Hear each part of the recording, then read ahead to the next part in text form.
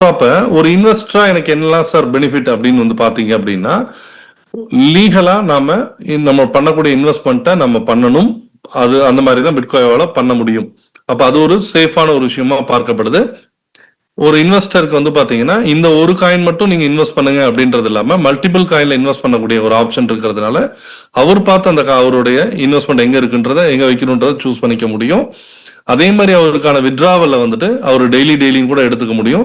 எந்த ஒரு ரெஸ்ட்ரிக்ஷனும் கிடையாது. அதே மாதிரி ரிலையபிள் ரிட்டர்ன் சொல்லுவாங்க இல்லைங்களா? ஸோ 4%ங்க. என்ன காரணம்னா ஒரு நம்பிக்கையான ரிட்டர்ன் 4% மேல சில மார்க்கெட்ல கேள்விப்பட்டிருப்போம் 8%, 10%, 15% அப்படின்னு. அவங்க எல்லாமே வந்து பாத்தீங்கன்னா டெஃபினட்டா அந்த ப்ராஜெக்ட் அவங்களால ரன் கூட பண்ண முடியாது.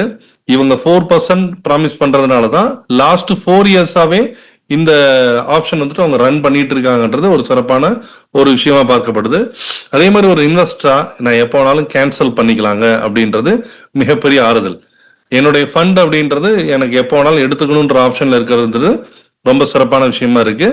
மோர் ஓவர் இதை ஒரு 6 வருஷத்துக்கு மேல நடந்துட்டு இருக்கக்கூடிய ஒரு பிராண்டா இருக்கிறதுனால இன்னமும் சிறப்பான ஒரு விஷயமா பார்க்கப்படுது. ஏன்னா இன் ஃபியூச்சர் இவங்க என்ன மாதிரி பெர்ஃபார்மன்ஸ் பண்ணுவாங்க அப்படின்னு சொல்றதை காட்டிலும் ஆல்ரெடி இவங்களுடைய பெர்ஃபார்மன்ஸ் இந்த அளவுக்கு பெஸ்டா இருந்துகிட்டு இருக்குன்றது என்ன சொல்றதுன்னா நம்பிக்கையோட அளவை வந்துட்டு அதிகப்படுத்துறதா பார்க்கப்படுது.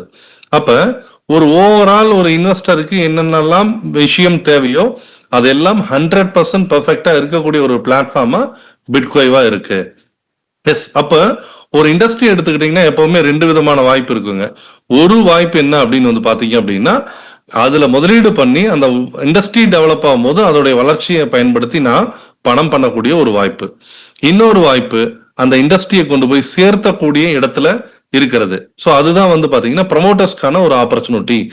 அதாவது எனக்கு ஒரு விஷயம் பிடிச்சிருந்ததுன்னா என்னால அதை வந்துட்டு பேசாம இருக்க முடியாது, அதை பத்தி சொல்லாம இருக்க முடியாது, அதை வந்துட்டு கொண்டு போய் சேர்த்தக்கூடிய இடத்துல நம்ம இருப்போம் இல்லைங்களா?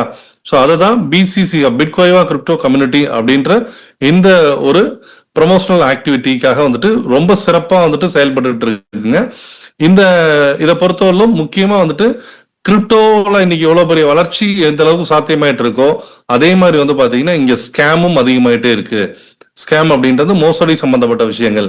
அப்ப இதை எப்படி பண்ணணும் எப்படி பண்ணக்கூடாது அப்படின்றத எக்ஸ்பீரியன்ஸ்டா வந்துட்டு சொல்லக்கூடிய ஒரு பிளாட்ஃபார்மா இருக்கிறது தான் பிசிசி ஹப். இதோடைய founder amazing Suresh, founder and MD, and then Ram Pradeep, co-founder and CEO.